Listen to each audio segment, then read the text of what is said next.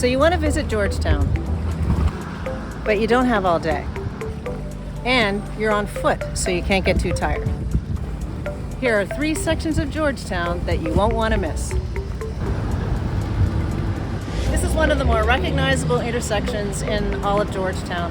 It's where Fort Street meets the waterfront. And the cruise ship terminal is right here.